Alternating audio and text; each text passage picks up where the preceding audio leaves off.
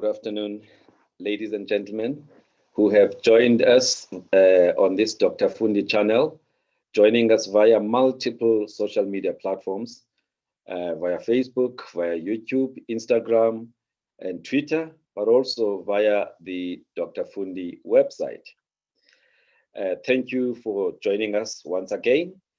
Today, we have a special guest, Dr. Noluthando Nematshwerani. She's just going through some few challenges relating to load shedding. But she's going to be trying to connect with us at any moment now. Dr. Nematshwerani is a senior executive within Discovery Health. She is head of the Center for Clinical Excellence at Discovery Health. And that Center for Clinical Excellence is within Discovery Health's Strategic Risk Division. She is a qualified medical doctor who has been in the healthcare space for over 20 years. She obtained her undergraduate medical degree from the University of Natal. It's now called UKZN. She also holds 2 master's degrees, master's in clinical pharmacology from the University of Pretoria, but also an MSc, that is master's in science in biostatistics and clinical epidemiology, also from the University of Pretoria. So this person that we are hosting today is somebody who is not afraid of burning the midnight oil. Now, a little bit about her role within Discovery Health.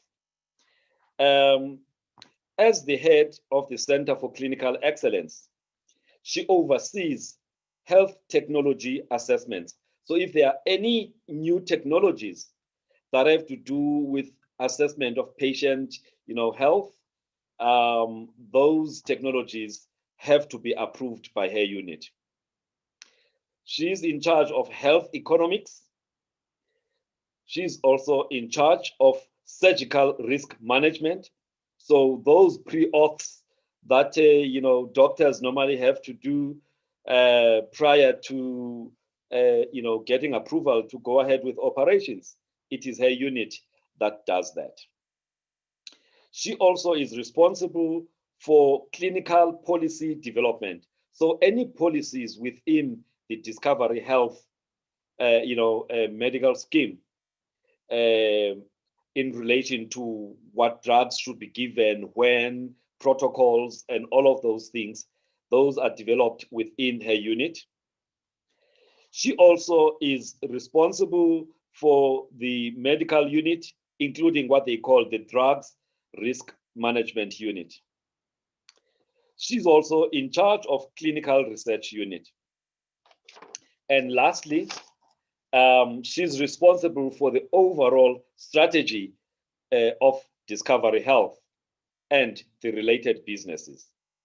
So as you can see from what I've just shared with you, Dr. Nematshwerani is somebody who has a huge responsibility within the Discovery Health medical scheme.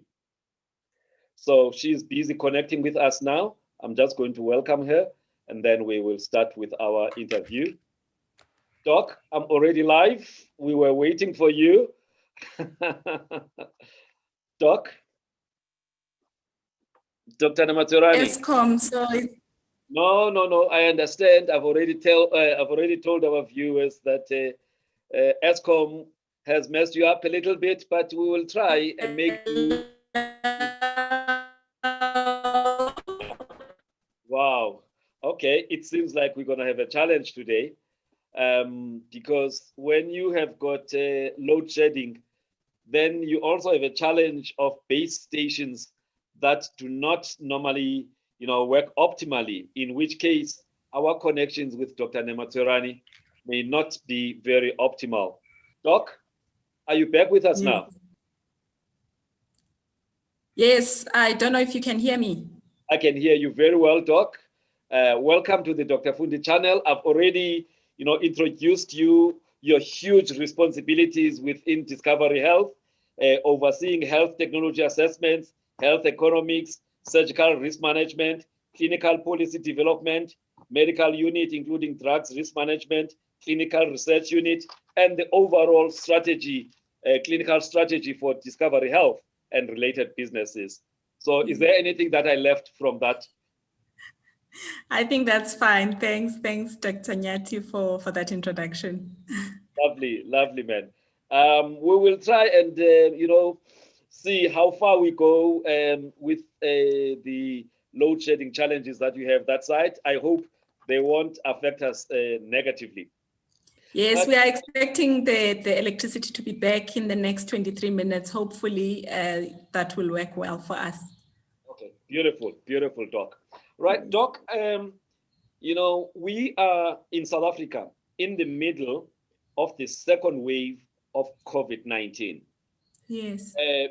Yesterday, we breached the 1.3 million, number in terms of confirmed new infections. Yes. And also in terms of, the deaths relating to COVID-19, we've also gone, I think we're beyond 3,000 now. And obviously, for anybody in the healthcare space, this pandemic must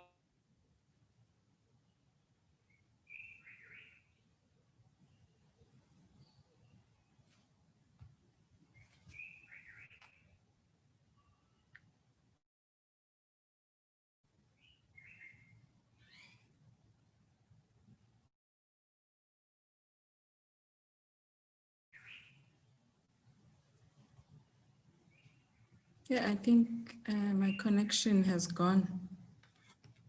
Ish.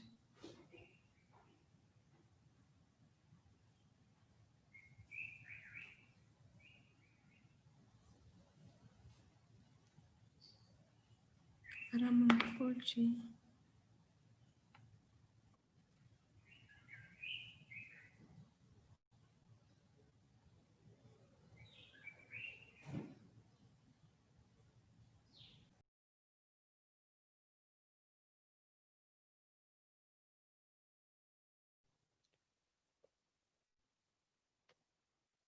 All right.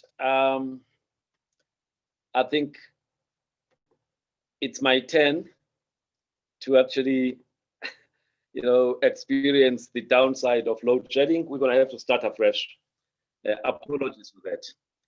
Dr. Nematshwerani, are you back? Oh, I'm so sorry. It looks No, like no, no. we're gonna struggle today until this No, don't electricity. worry. Don't worry. Actually, the problem this time around is on my end. So just as I was talking to you, we started to experience our own load shedding here in Midrand. But Oh, luckily, our standby engine has just kicked in. So okay. I want to apologize to our viewers for that. We have to start afresh. Okay. So I hope you don't mind if I start afresh. No, I don't. Okay. All right. Good afternoon, everybody who has joined us on this Dr. Fundi channel. My name is Dr. Fundi Lenyati. I'm the host of the channel. Today, we are going to be discussing, issues relating to COVID-19 vaccination by medical schemes. There's no better medical scheme to interview than, Discovery Health. Discovery Health is the biggest open medical scheme in South Africa.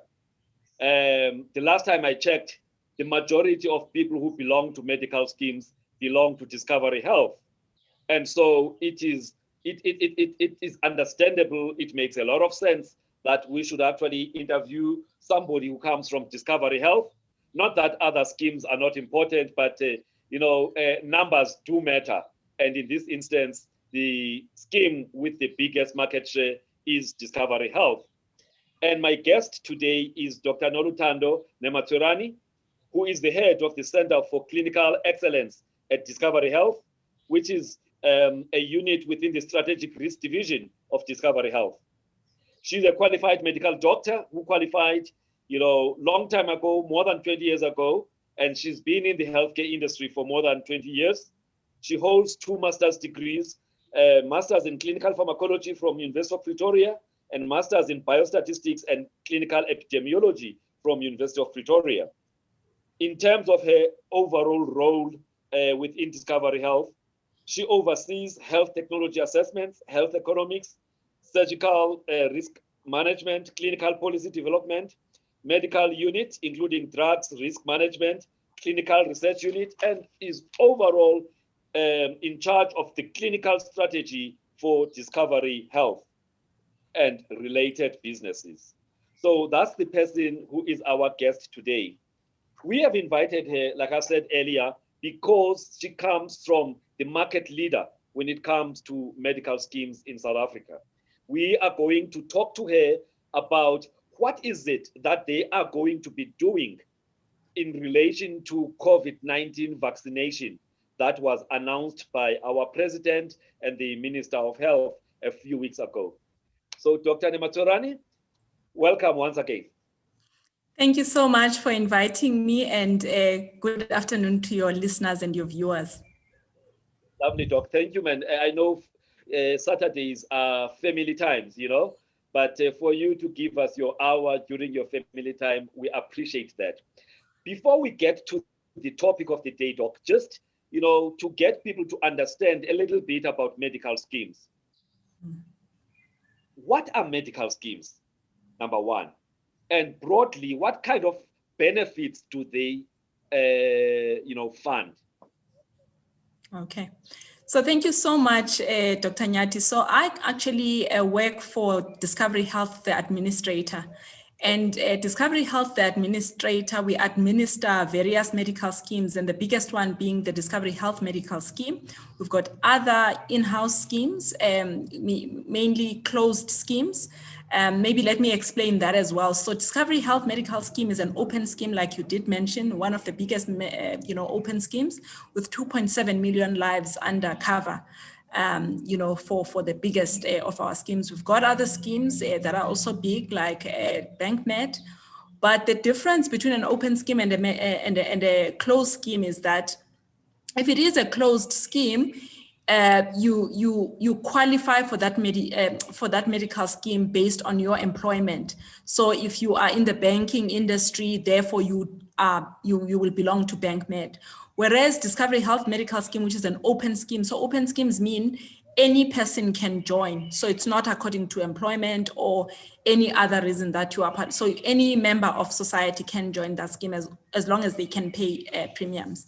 Yeah. So I think that's very important. And medical schemes are not for-profit organizations. So Discovery Health, the administrator, can generate profits, but the medical scheme, that's where all of us, we put our premiums into this fund, which is obviously, it's almost like, it is a fund, it's a risk pooled fund, where all of us, we contribute monthly premiums there. Obviously we're covering ourselves for catastrophic events. So in the event that you are involved in a major, let's say, car accident and you need hospitalization, maybe in the intensive care unit, your medical scheme will cover that. So we are, regulated by the Council for Medical Schemes, and the Council for Medical Schemes ensures that members who are paying premiums to medical schemes, have got access to the appropriate benefits. So there is what we call prescribed minimum benefits. So prescribed minimum benefits are benefits that all scheme members, regardless of plan type, regardless of, the amount of premium that you are paying, the scheme has to pay for those services. And these are basic services like your chronic disease cover, emergency care. So like the case that I've just mentioned of a person who's involved in a car accident. And I mean, catastrophic events that may actually be because of a major diagnosis like cancer, where, you need cover for those conditions. So I think medical schemes, will have those benefit packages, which include prescribed minimum benefits. Over and above that, schemes will have what we call discretionary benefits, meaning that, you know what, based on the plan that you are on, then you will have additional cover for specific conditions and also for specific services. And obviously then there will be that plan differential in terms of the level of cover and how much of those services are included in each benefit option. So we all contribute monthly premiums. Some people don't claim and some people claim, which is why we call that cross-subsidization. So the well people will cross-subsidize the very sick, which is why if you look at your monthly contributions, let's say you've been contributing for the past 10 years, when you do get that catastrophic event and you are hospitalized in an intensive care unit, the amount payable by the scheme, which can be sometimes for some patients in millions, is not even equivalent to, you know, your contributions for that duration of time. That's where the cross-subsidization comes in, that it's not necessarily that whatever you put in, you get out.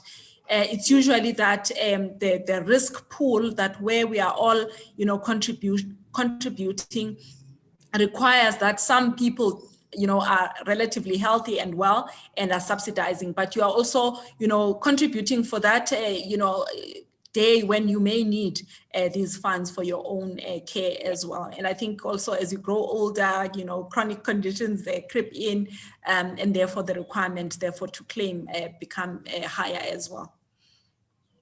Yeah. Now, I just want to emphasize that point because that's the whole, you know, that's one of the most important things about being a member of a scheme, is that it works on the principle of cross-subsidization. The Yes. young cross-subsidize the old, Yes. you know, the healthy cross-subsidize the Right. not so healthy.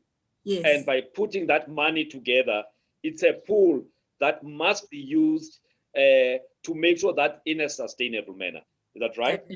Definitely. Lovely, And I think lovely. that's why, from an administration point of view, because you've got this, it's not an infinite pool of resources. So it's finite on its in its structure, and therefore, from an administration point of view, we must ensure appropriate use of those funds and make sure that we pay for the right services for members. Yes, lovely, lovely. So you mentioned something about catastrophic events, you know, that, you know, we put this money so that should something happen and you need, you know, expensive hospitalization or whatever procedure, at least the scheme can cover you. Yeah, you just want to expand a little bit on that, and maybe in relation to COVID-19 as well. So, I mean, we don't plan for these catastrophic events. Nobody plans for a car accident. Nobody plans for a cancer diagnosis. Nobody plans for a pandemic. You know, and I think, you know, as much as the planning can take place on a global and broader, you know, national platform, at the end of the day, from an individual point of view, you don't plan that, you know, now there are going to be these financial requirements when a pandemic comes through. So when you put your money into a scheme, especially during this time of a pandemic, you know, you are then going to be covered for that hospitalization, which you don't know how long it's going to take. I think during this time of COVID, we know that people, at least 20% of people are landing up in hospital. And in that hospitalization, there's a requirement for oxygen therapy and other therapies. Some patients, because of the complex nature of their clinical presentation, they require, you know, admission in high care and admission in ICU. And some of those admissions could actually take, you know, from a few days to weeks in hospital. And there is, you know, no one actually has got that, you know, budget, you know, money just sitting around with that. So when we, you know, contribute on a monthly basis, we are really almost insuring ourselves. So it is health insurance. We are insuring ourselves for that day when we do need this type of cover. Unfortunately, as soon as the pandemic hit us, the Council for Medical Schemes moved very swiftly to ensure that, you know, they amended the PMB benefit to include COVID-19 as a prescribed minimum benefit, meaning that it doesn't matter which scheme you belong to, whether you are on Discovery or you are on PolMed or you are on any other medical scheme, you will still have access to cover. looking at cover in the out of hospital environment where you need to be seen by a doctor, where you need to go and get medication from the pharmacy. If you need to do a chest x-ray, you do one, and then if you require hospitalization, then you will be covered for that as well. And I think what has since happened, as the pandemic evolves, that PMB has later been further amended to include vaccination now. To ensure that no scheme member is left, out when the vaccine reaches our shores, and to ensure that we do our best to curb this infection and get to a point where we can halt the pandemic. I hope I gave you the appropriate answer. Yeah, that was good, Doc. You explained things very, very well. I just want to emphasize this thing about PMBs, prescribed minimum benefits. These are regulated by the Council for Medical Schemes, and no scheme can deny its member or the dependents, access to that benefit. They can't say benefits exceeded, right? Yeah. Is that right? No, that's so perfectly that benefit. correct. Yes. So I think the most important thing. Yeah. So I wanted to say, the way prescribed minimum benefits, are managed by the various schemes is that, there will be the benefit definition to say this is what you need to cover. But the Council for Medical Schemes allows for the schemes to use various tools to manage prescribed minimum benefits. So they will have, you can structure your networks where you're saying, okay, I'm going to provide my prescribed minimum benefit, but I'm going to use a doctor network. I'm going to use a pharmacy network to ensure that, people access these benefits. And also, I think if you look at the vaccination that we are going to be discussing this afternoon as well, so it's around how you then structure the benefit and prioritize specific patient populations to ensure that they have access to these benefits. And the important thing is that if you do that, you also do not end up, providing inappropriate care and paying for inappropriate benefits under the PMB banner. Lovely, Doc. I think just maybe to expand a little bit, so these are benefits that every scheme must provide to its members and and their dependents, right? And there's a number of conditions that are included there, and COVID-19 is included in there, and within COVID-19, vaccination is included there. I think that's a very, very good thing. Now, Doc, so before we get to vaccination, what has been the experience, by your schemes during this time of COVID? Have you seen a surge in expenditure, by the schemes, as a result of COVID-19, or just at a high level before we get to the vaccination itself? There's a bit of sound. I don't know if it's coming through on your side. There's a bit of sound on my side. I don't know if you can hear it. If not, I can continue. Can you hear me now? Yes, I can. I'm saying, are you hearing background noise from my side? I can't hear it. Okay, no, that's fine. So I think from our side, what we've seen is really an increase in the number of people who are COVID, who are testing positive during this second wave. And we have seen an increase in the number of people who are also requiring hospitalization during this period. So we've got, I think, about 2,000 odd members who are hospitalized across the country. So this is an important, number, because if we compare the first wave to the second wave, we are actually seeing devastating effects of, increased hospitalization, increased numbers of people who are requiring, care as well. And I think the one important thing also is that because I did describe, the different levels of acuity, once you get hospitalized, you can be in a general ward, you can be in high care, you can be in ICU. So we're seeing very high cost events of those people who are hospitalized, who are in ICU, who require ventilation. And obviously the just the demand on care is generally much higher this time around. Yeah, yeah, yeah. All right. So obviously we are dealing with a pandemic where there is no cure. There is no cure for COVID-19. The treatments that are provided are obviously treatments to deal with whatever symptoms that people are presenting with in hospital, or whatever other conditions, that they are presenting, maybe kidney failure or, a heart attack or, a COVID pneumonia or something like that. So we deal with that specific condition, but there is no cure for the COVID-19 disease, which is why we put in so much hope, on the vaccines.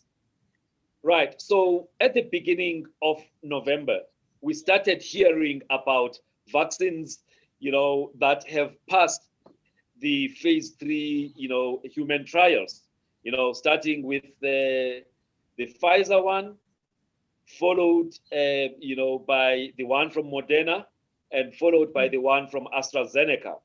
So to you Yes. guys as the scheme, what were your thoughts as you were now, listening to these guys announcing that our vaccines have actually passed, and we are now going to be going to the regulators to see if they will approve and license them?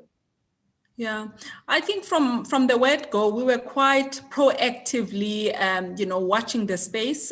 We did even have some engagements, with pharmaceutical companies to just get a sense of what the plan was. We didn't want to be caught off guard. But I think it was clear from the word go that all the pharmaceutical companies were dealing with government. So the approach for all the pharmaceutical companies was that there will be a centralized approach to vaccine procurement for South Africa, and that it will be driven by government. And I think from our side, we established that as quickly as possible, and we were very keen to collaborate with the public sector in this regard to ensure that there is access to vaccinations, not only for scheme members, but for the broader South African population. And I think, the whole world, not only us, we're watching the data very closely to see those early results that, gave the world so much promise in terms of vaccine efficacy. And I think, the early results of 95% efficacy, be that, it's still a short-term data, but it's really in the short term, very good data that, brought a lot of excitement that we can eventually get to a point where we can vaccinate people and get to a level of herd immunity and halt the spread of COVID-19. Yeah. So I think, we were really watching the space as closely as we could to make sure that we are aware of what's out there, what the data says. And I mean, like you rightfully say, AstraZeneca was the last one to receive regulatory approval in the UK this year and India. And our own regulatory authority, SAPRA, is also obviously, evaluating it for use in South Africa. So I think it was really just that, to make sure that we are very aware of what the clinical data is, and also what our country process is going to look like, specifically thinking about, the questions that our members were already posing right at the beginning to say, when this comes, how are you going to be handling it? Yeah. And I think, we must also commend both the government and the Council for Medical Schemes in terms of, that collaboration over the past, weeks to try and firstly pronounce this as a PMB, including the vaccination itself, and also, the work that they are doing with government to ensure that it's not just the rich that are getting access to the vaccine, but it's, all South Africans who are at risk. And I mean, with that prioritization process that is currently underway. Yeah. Doc, you've just mentioned something very important now.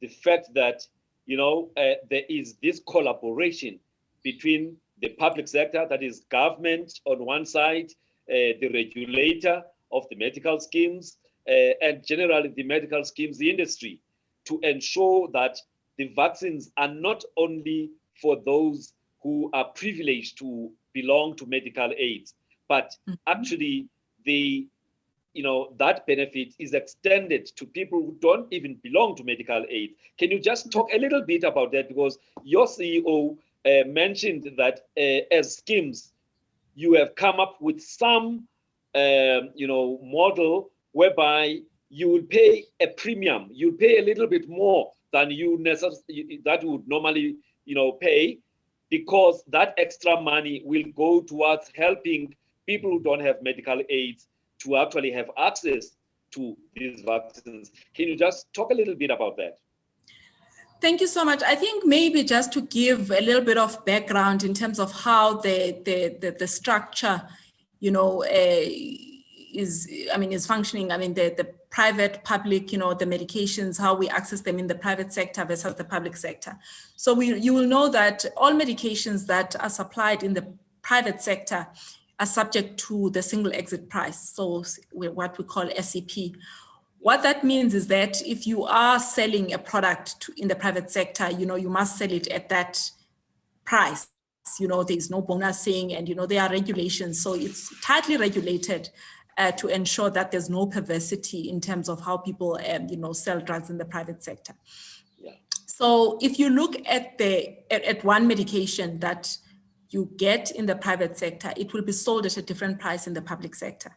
Yes. And it's usually a fraction of the price because of the volumes that the government obviously will procure at, and also because of this cross-subsidization process where the private sector, which is considered to be better resourced and well-resourced, almost subsidizes the private sector. So this is the current structure. So today you can't get the same medication for the same price if you look at private and public. So the private sector is currently paying a higher premium.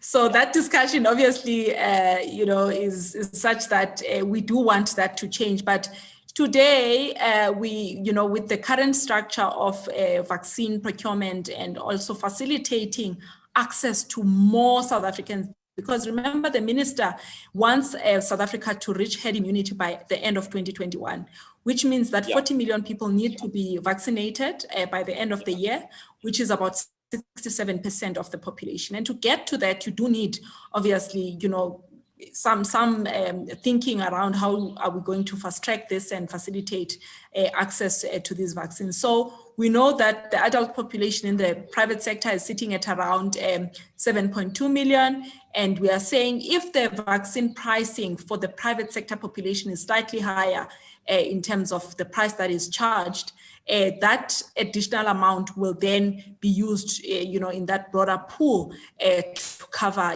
public sector patients. So that is the current recommended structure. And I'm saying it's leveraging what, is already existing in terms of, today medication is actually, priced that way. Okay. All right, Doc. So at least we've given, that foundation, that background to our viewers. Let's now get to Discovery. I'm not sure whether to talk about Discovery Health Administrator or to talk about Discovery, the scheme itself. You can guide me here because I'm more interested in your scheme. Your approach to, to COVID-19 vaccination. Under which benefits, and how are you going to roll it out to your members and their dependents? So thank you so much. I think, I can speak on behalf of the schemes that we administer because this is a prescribed minimum benefit. There's going to be no differentiation between Discovery Health Medical Scheme, BankMed, LA Health. All the schemes that we administer will pay for the vaccine the same way. And even within Discovery Health Medical Scheme, there's not going to be a differentiation between options that you are on a key care plan and somebody else is on the exact plan. They're going to get a different vaccine.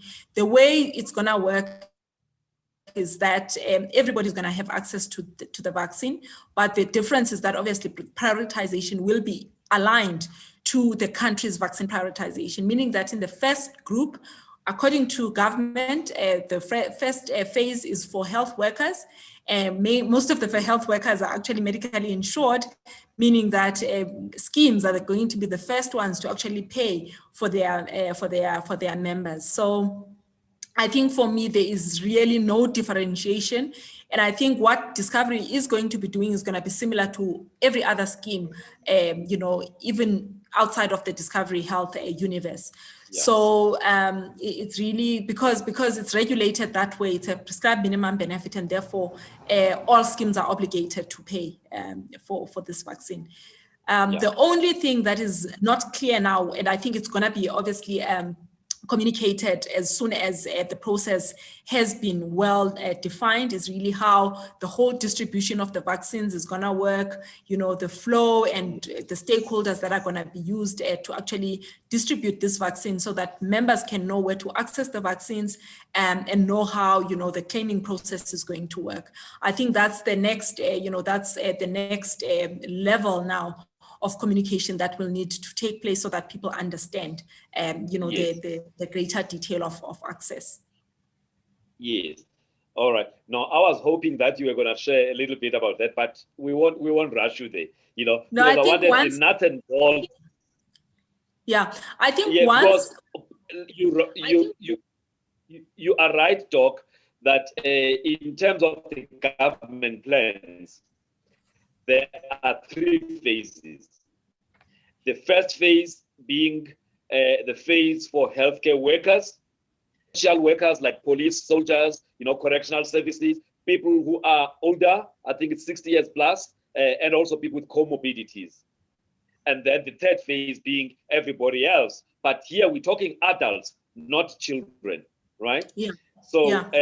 I agree with you. So, are you guys part of the discussions around the deeper detail now of the rollout? They are talking about the fact that there will be vaccination centers, there will be facilities as well. Maybe let's say if you are in the northern suburbs, I'm giving an example, maybe Sunning Hill Hospital becomes a vaccination center, also corporates, Yes. can also be, as part of their occupational health and safety programs, they can also do vaccination and all of that. So, but my point is, are you guys part of those discussions in terms of the nuts and bolts of the rollout? No, definitely we are. And remember, we already have an infrastructure in the private sector, where we've got, the private doctor practices, we've got the pharmacy, the corporate pharmacy networks. So I think we're gonna, and I mean the workplace clinics and all that. So we're going to be leveraging that. And I mean, private hospitals may actually decide to do their own. We are aware of some who have already indicated that they're going to be doing their own vaccination of their own staff. So all that, and I think for me, to be fair, I mean the discussions are still underway until the final plan has been concluded, because remember, it's not just the private sector plan, it's our national plan, which will touch obviously on both sectors. And we are trying to make sure that we leverage all the resources that the country has to make sure that there's appropriate access for everyone else. And I mean, it's really thinking about the whole primary healthcare system within South Africa, and how today we distribute vaccines for other things, and how we leverage that for this same distribution of COVID vaccines.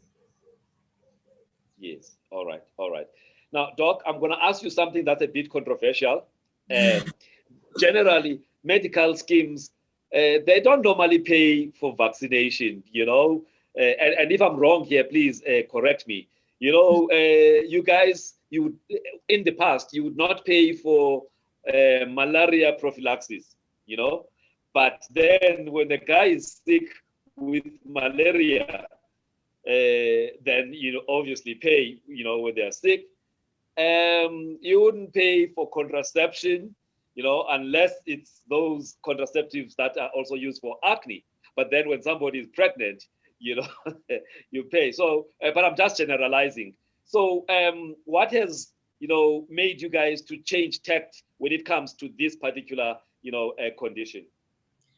So, Dr. Nyati, you are very right. And I think it's the flaw of our current PMBs. And I mean, I don't know if you are aware that the Council for Medical Schemes back in 2016 started some work in terms of reviewing our prescribed minimum benefits, because if you look at the structure of prescribed minimum benefits, they were mainly structured to cover, almost like hospital-based care, with very minimal focus on primary health care and preventative care. And that's why if you look at the previously structured PMBs, and I mean, I say previously, but they are still the current PMBs, they don't have much focus on primary health care, which is why now prevention was left behind in the current regulations. When it is not a part of the prescribed minimum benefit, then it becomes discretionary funding by the different schemes. And if it is discretionary funding, then each scheme will look at its own affordability to say, can I afford or can I not afford to actually structure this? And some schemes have got richer benefits in primary health care, and some may not. Yeah. This particular one, this particular vaccine, which is why I spoke right at the beginning about prescribed minimum benefits and how the minister had to amend the prescribed minimum benefits to specifically include vaccination in the definition for COVID. And I think it's because we are facing a pandemic. It's really devastating, a devastating pandemic. We are losing lives. Not only lives, I think the pandemic has resulted in loss of lives and livelihoods. People have lost jobs because of the lockdown. So there's been quite a devastating effect. And therefore, the vaccination is a critical tool to add in the toolbox to make sure that we've got access to more interventions that can actually result in us eventually stopping the spread of the infection. But you know what, and it doesn't excuse the fact that there are certain, preventative vaccines that are currently not funded. It's just the structure of the prescribed minimum benefit. And I think, like I'm saying, the Council for Medical Schemes is busy. They've set up, we've had various, in fact, numerous meetings reviewing the current PMBs to actually focus mainly on the primary healthcare, primary healthcare aspects of healthcare, because we know if you do that, prevention is better than cure, and it's much cheaper to try and prevent than actually to try and treat a condition that is already well established. Thank you very much. Now, Doc, thank you for for the information you've shared. Now, some of us are quite active in social media, and one of the things one has picked up is that there has been a lot of misinformation, and there's been a lot of disinformation, conspiracy theories in relation to vaccines. And unfortunately, quite a number of people out there who don't have maybe the ability to critically analyze what is being shared are starting to believe some of the things that are shared there. And so as a result, we are seeing that there's a certain percentage. I think one study talked about a third of people who were surveyed are saying they are not sure or they are not keen in taking up the vaccine. Yet we know that that's the best thing that every South African should have. Now, as a scheme, have you picked up that trend of disinformation or misinformation? And what are you guys doing as a scheme within your members to try and counter this they call it infodemic, this epidemic of misinformation? Yeah, and I think it's always important, which is why, if you remember, right at the beginning of the pandemic, we set up an information hub, a COVID info hub on our website, to make sure that we provide our members and the broader public with curated information, evidence-based, that they can tap into, and it's coming from sources they can trust, and making sure that we update it as regularly as possible, because obviously in the absence of curated information, people will consume whatever is. And I mean, social media stuff moves very fast, and it's easier to believe some of the stuff that's actually not very true. So we are working on a COVID vaccine campaign to make sure that firstly we've got a set of frequently asked questions to make sure that we address those with the best level of information that we've got access to. Where we don't know, we'll still say we don't know, but at least people know that there isn't anything else. If there is no information, we mustn't then fill it with our own, unpublished, theories, and also some of the information can actually be harmful to the broader public. So we really encourage people to actually go to our COVID info hub, which is on our website, to just make sure that they keep themselves updated, and we will continuously update it with the recent information that we've got access to, so that people have got at least access to information that is properly curated. Lovely, Doc. Because it's really a big problem, and it doesn't help that some prominent people, whether they are politicians or they are judges or top people, they are sharing sometimes information that's quite misleading, which, because of their stature or the stature of their offices, people tend to then believe them, and so it's really important that the healthcare industry doesn't wait, because in life, whenever there's a vacuum, then that vacuum will be filled. Sometimes it will be filled by wrong people.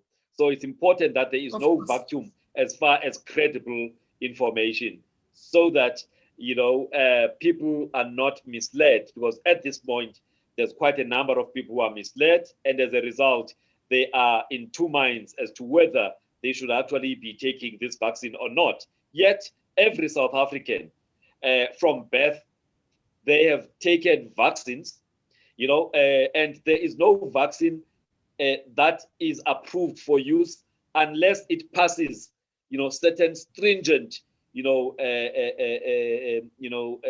certain stringent, evaluations,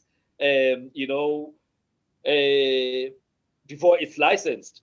Or even in a South African context, SAPRA would be that kind of, a regulator that would actually have to check issues of safety, issues of effectiveness, before it could actually be administered on people. However, I think there's a lot of trust deficit amongst people out there.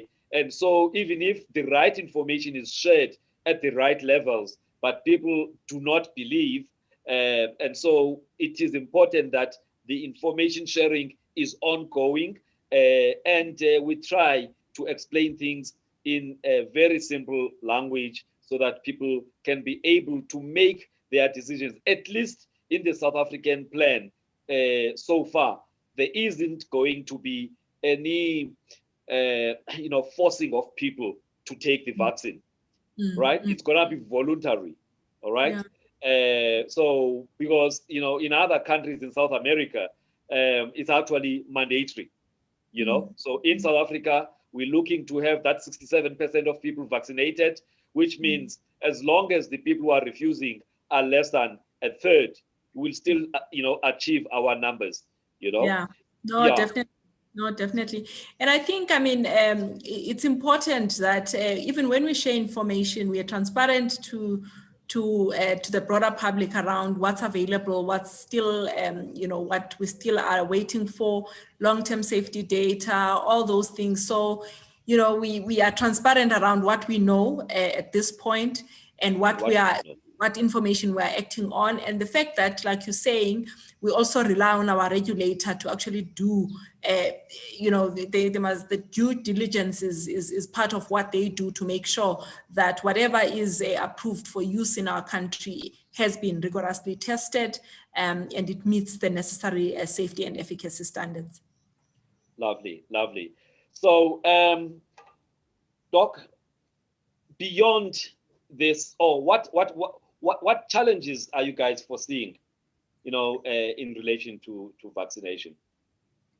I think This really, particular vaccination. yeah, I think it's going to be vaccine hesitancy. And obviously,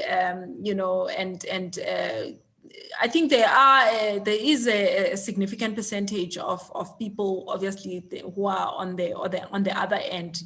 The ones that we consider anti-vaxxers, and anti-vaxxers existed even before COVID.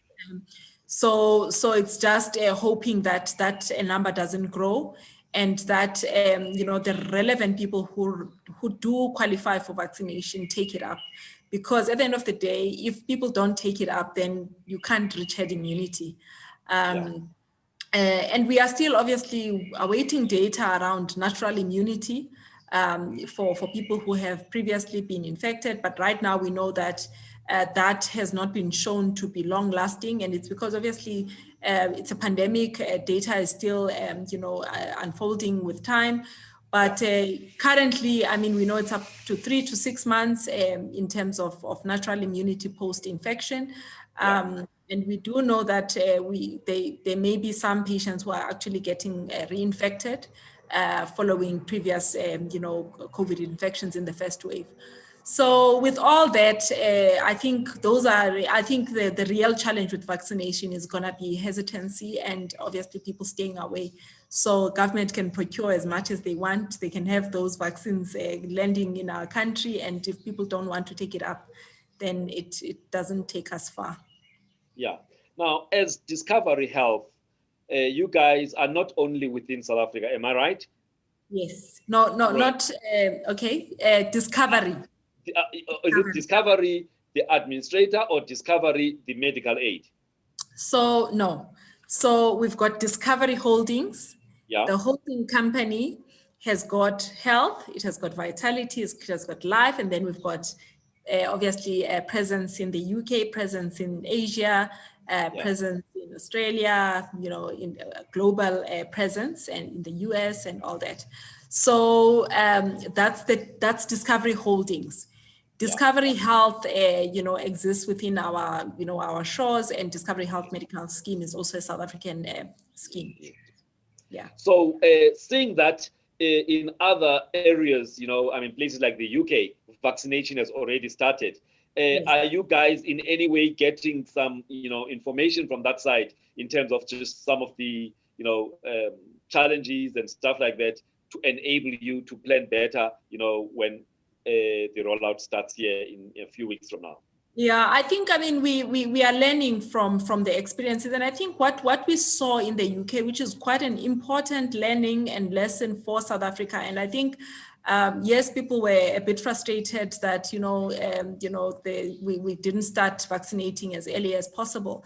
But if you saw in the UK, they had started to give, the first dose, and there were discussions around now deferring the second dose to later on. So it's just understanding, once you've procured your vaccine, that you should have adequate doses for those people who require follow-up dosing, because the 3 vaccines that have currently received registration, they all have, it's a 2-dose vaccine. And I think there isn't data to show that if you started with one vaccine, now you can switch to another vaccine. So that was another second thing. And also, you need a system that is, I think in South Africa, the biggest learning that we can take from other countries is really how you track and trace people who have already received the first dose, so that, they can be, called back and they know that they need to receive their second vaccine. And also then to monitor and track people once they've received their vaccines for any side effects, so that, we can add to the body of evidence and understand efficacy, and also if there are any safety issues. So it's really, the government has outlined the plan in terms of making sure that there is a system that is in place, an IT system, a platform that will allow us to be doing the tracking. And also, the other engine from a solidarity point of view as well, if we are using them for procurement to make sure that, distribution takes place appropriately, and it reaches the right people. And when it's time to get the second dose, people do get it. So it's really about proper planning, so that once you switch on that engine, it's seamless, and there are no challenges in terms of making sure that people now feel that they are properly protected, because most of the data is also on the 2 doses. Yeah. When we say 95% efficacy, it's people who received the On 2 2 doses. doses. So yeah, so I think those are some of the learnings that I think are very critical for our country. Yeah.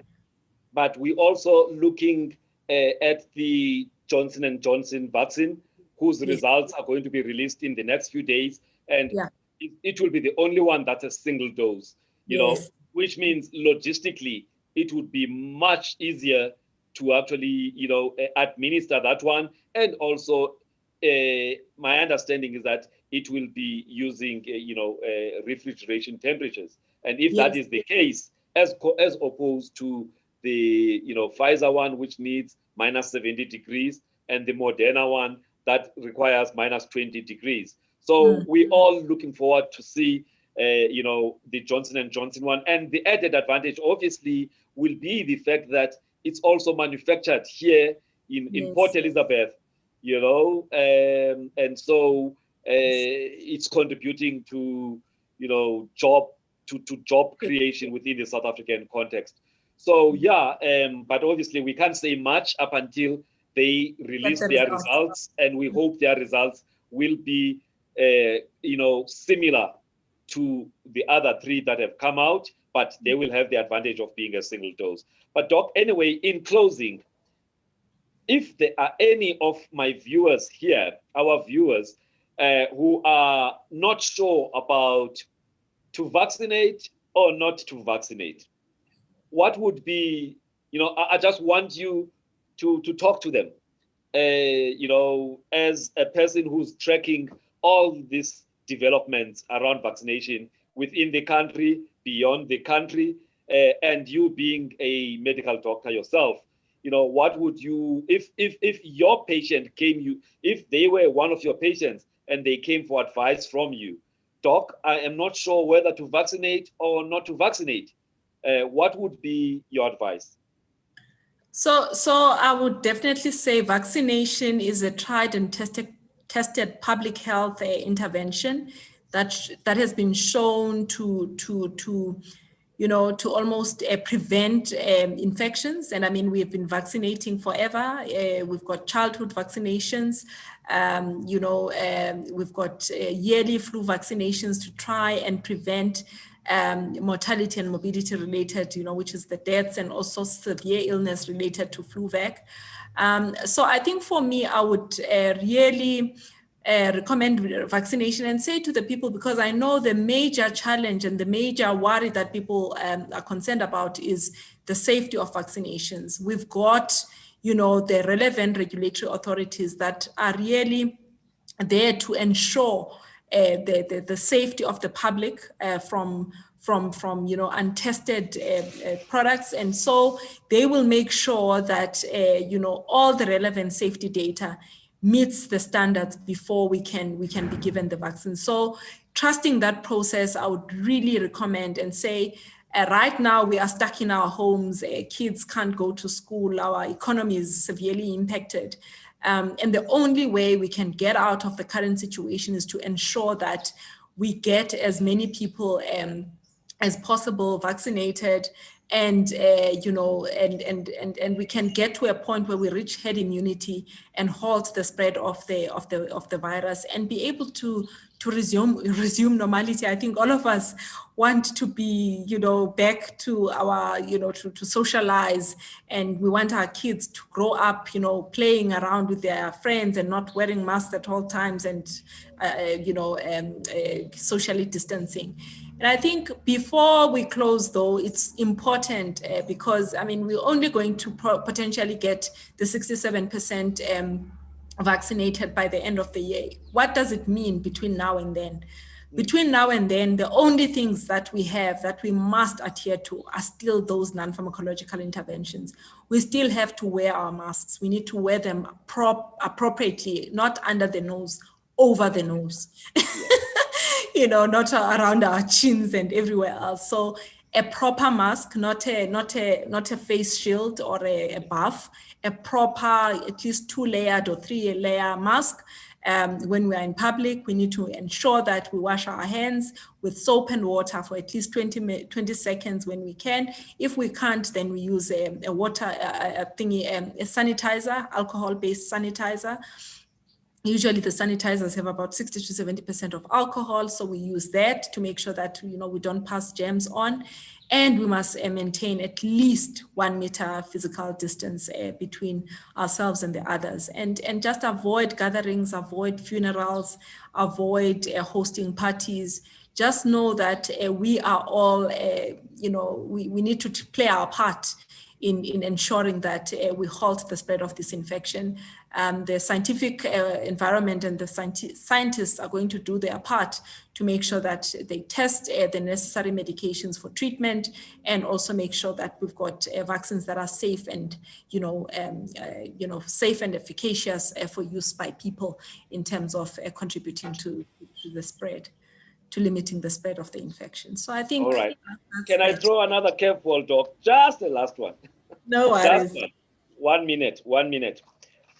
Doc, we have been hearing a lot of noise. I'm going to call it noise within the fraternity of medical doctors.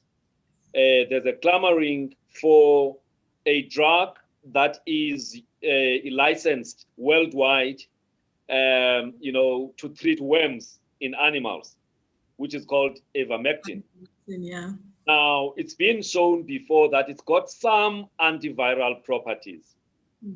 Now, a few doctors in different parts of the world, a few researchers, have actually, done some small studies.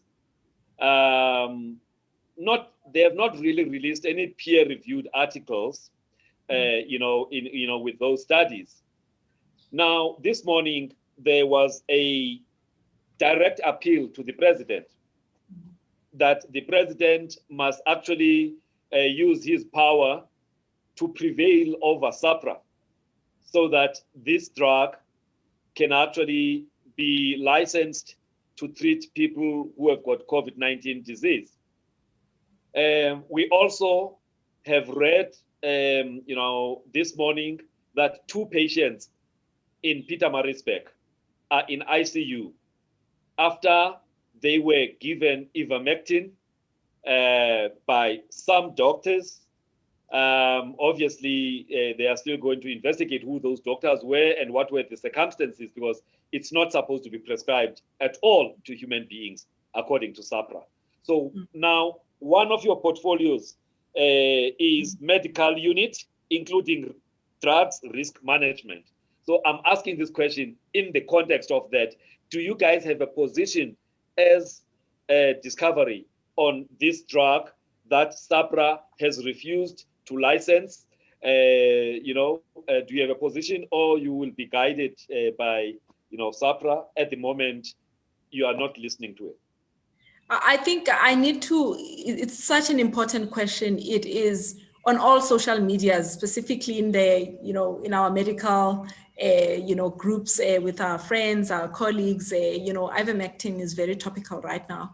And I think SAPRA has released 2 statements thus far for ivermectin, and the Ministerial Advisory Committee have also done, the same.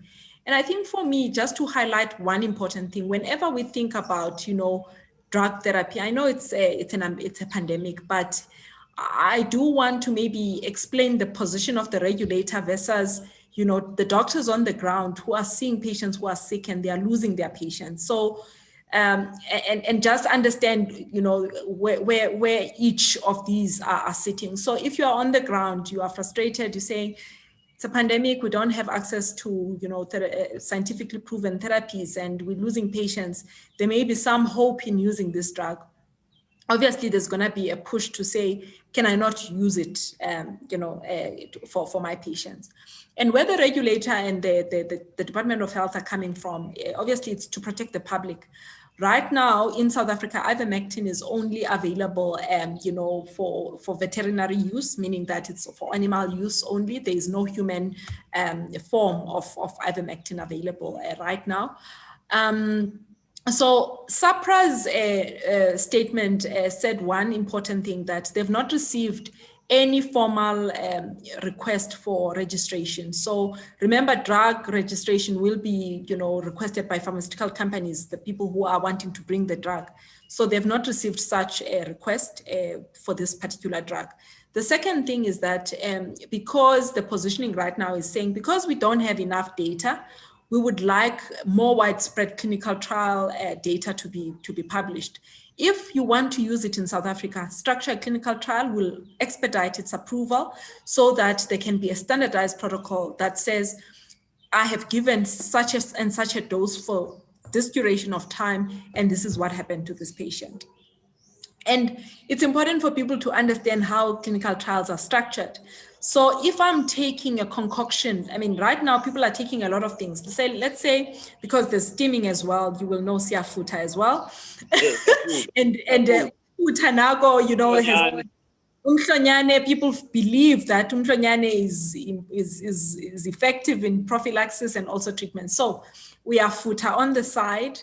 You are taking your vitamin C, your vitamin D, you are taking your vitamin B co, you are using antibiotics, and you are using prednisone, and you add ivermectin. Yeah. And you get better. Which one of those actually worked?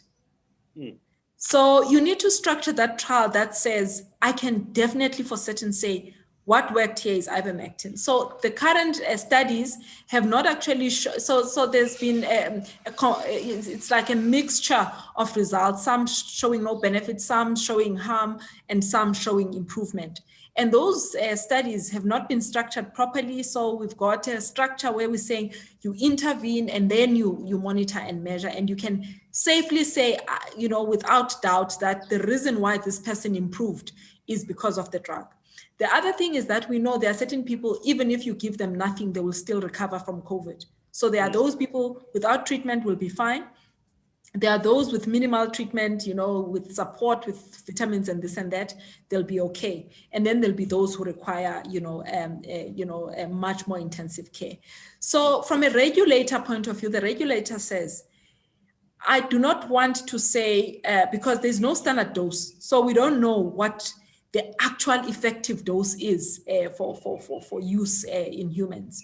And I mean, some infectious disease specialists have said, when they look at, remember, there are some lab studies that were done on this particular drug to show that it inhibits viral activity, that some of those doses could actually be harmful, even though it's on its own at the current dosing as an antiparasitic, it's great, but maybe for managing COVID, you will need much higher doses, and therefore it changes the whole safety profile of that drug. So it's all those things, but it doesn't take away, obviously, from the fact that people are desperate. And it's really about the lives that they feel they are losing. But I'm just saying, it's also understanding that from a regulatory authority point of view, you need to protect the public, because if anything happens, people will still blame the regulator to say, how did you allow this to happen under your watch, where you didn't have the clinical studies to actually show safety of this product. So there is more data that is currently being awaited now in January, and we are really, I mean, who doesn't want a cure for COVID? Who doesn't want an effective therapy for COVID? We have lost a lot of lives right now. Doctors are losing their colleagues, the nurses and the hospitals are losing their lives. We're losing loved ones. The second wave has been devastating. It's no longer, it's just not numbers, it's people that you know who have been infected with COVID. So we all want something that's going to work and really turn the tide, and we, so that we can start seeing people not dying, recovering from this condition. But I think it's really balancing those aspects, because it's a catch-22 really, because if let's say it doesn't work and it's harmful, what happens then from a regulatory authority point of view in the absence of a structured clinical trial? Let's say it does work. Obviously, people will say, you're delayed, but it's just understanding, obviously, the position that the regulator is sitting in. I mean, I don't envy them, I must say. I don't envy them. And I think from our side, in our unit, when we evaluate data, we would have applied the same, criteria. Our team actually has they've done a review, And the literature, unfortunately, is not strong. It is not strong. It is not strong. And I mean, there's argument, yes, it's not strong, but it's a pandemic. But if you don't know that it works, you know, based on the available quality of evidence, you can't say for sure. And we always worry about the risk it may pose to patients as well. Because the emotions are very, very high amongst the medics. This drug has divided the medics. I can't say exactly half, but there's very strong proponents for its use now. But at the same time, there's also strong views that we can't gamble with people's lives. We need to sort out issues of efficacy. We need to sort out issues of safety. And we cannot take a chance, and give people something that has not been proven, because we are in a profession that relies on medical research, that has got standard processes in terms of research and science, and so now moving fast and short-circuiting some of those may come back to bite the regulator, but also may come back to bite the medical doctor himself or herself. So let's hope the data that is being produced elsewhere on much larger studies will actually maybe shed more light. But at this moment, as a doctor, any of my patients, I would not, as Fundi, I would not prescribe it, because I've got nothing that backs me should anything go wrong. So and I think that there was an argument made by one of our colleagues as well to say, let's look at the vaccination story. And if we had just said, okay, we need a vaccine, we've got this pandemic, we don't need robust, clinical trials. Let's just test it on a few people. Even if we're not comfortable with the data, let's just vaccinate people. I think, it was going to be tough to convince the public of the safety. I mean, people are not even convinced now with the current evidence that was based on structured 9 months or something. So I think it's just, I know it's so tough balancing, the challenges on the ground, but also the public health, safety. Because right now people are using different doses. We actually do not know what's happening, and we don't know whether the people who are getting better, it's ivermectin, or it's steaming, or it's vitamins, or it's steroids, it's antibiotics, because there is no structure in the way that people are. And I think there's now a black market, which is even more worrying. I think for the general public, they need to know that if they are taking this medication, it has at least been prescribed by their doctor. However, I don't know how the doctor would have prescribed it, because it's not available for human use in South Africa. It's only available for vets. So if you're getting it, we are hearing stories of people getting it in the black market. Also, there was a guy who was arrested at the Durban King Shaka International Airport coming from Dubai, with a supply of this. Now, Doc, in relation to the Hippocratic Oath that we all take as medical doctors, part of that is that we will not knowingly administer anything that may cause harm to our patients. So aren't we, those of us who are administering something with a safety profile that is unknown, something that is meant for animals, and they give it to humans, aren't we breaching our Hippocratic Oath? That's the last question from me. Yeah, no, I think, the ethics of this, they are far-reaching, because if you do not know, and there is no one who can stand on any podium and say they definitely know, because in the absence of data, there is no one who can. Even the doctors from the US, Dr. Corey and is it Paul Marek? They know that there is limitation in the current data that is out there. So, which is why, for me, I can tell you now, I've been pushing my colleagues to say, expedite a clinical trial in our setting. That way, you can have a proper protocol, standardized dosing and duration, proper data collection, and then we can report on outcomes. That way, you have got access to the drug in a controlled manner, and you are protected as a clinician, because you are doing it within a clinical trial setting where there'll be patient consent, there'll be everything else that protects you and protects the patient. So I think the ethics, are going to be challenged to say, yes, you're trying to save a life, but we can argue the same for many other conditions where there's no therapy, that now you can use harmful and untested medications, and that could be detrimental to the broader public. Yeah. All right, Dr. Noluthando Nematshwerani, thank you very much for giving us your time. Thank you to Doc. Behind you, they say, behind every successful woman, there is a man. Yes, yes, So, yes. but say thanks to Doc, for allowing you to spend time with us and for you to enlighten us about the approach that Discovery is taking as far as this COVID-19 vaccination is concerned. You are not, it's not the first time you are in this channel. Early in the year, you were here, you are here today, and it's not the last time that you are here. So thank you very much. And thank you to those who also gave you the thumbs up to appear here, because working for a big organization, you must get permissions and authorizations, Yes. So thank you to your PR team for allowing you to be here. All right. And thank you to all our viewers. I hope in some way our discussions were, useful. There's something that you were able to take out of that. And if you are a member of a medical scheme, do engage further with your scheme to get to know how are they, planning to roll out. Obviously, whatever rollout it is, it will be aligned to what the government has planned. But talk to your scheme, get to know, what they want you to do, what info is there now, what info they still, going to give you, because it's better to be prepared so that when the time comes, then you've made up your mind and you know what you need to do. So thank you very much, and thank you to everybody. Till next time.